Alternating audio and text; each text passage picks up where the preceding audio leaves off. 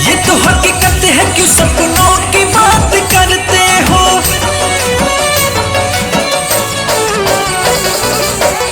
इस कदर प्यार है कि दिन को रात कहते हो। ये तो हकीकत है, क्यों सपनों की बात करते हो। कैसे भुलाए सनम प्यार तेरा, दिल के बदले दिल की बात करते हो। सबसे अलग है इजहार तेरा, दिल के बदले दिल की बात करते हो।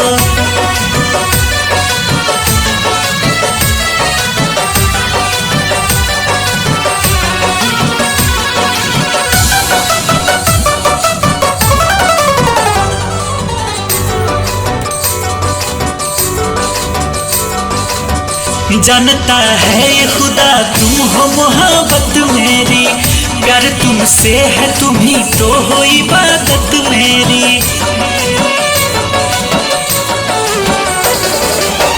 जानता है ये खुदा तुम हो मोहब्बत मेरी, प्यार तुमसे है तुम ही तो हो इबादत मेरी।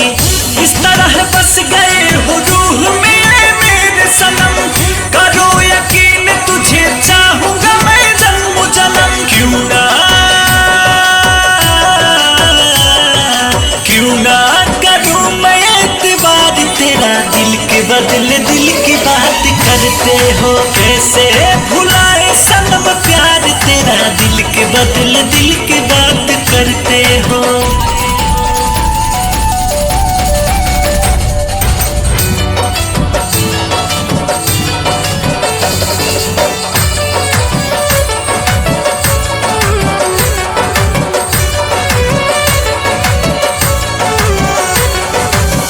तेरे और मेरे दर में आना कोई है अंकुश, तुमको पा करके क्या बताऊं कितना हूँ मैं खुश।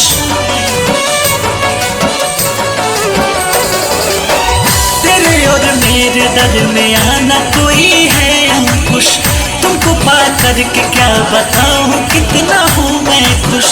क्यों खामोश हो सिमट लो मुझको बाहों में, पल के मूड लो छुपा लो इन निगाहों में। उस रजनी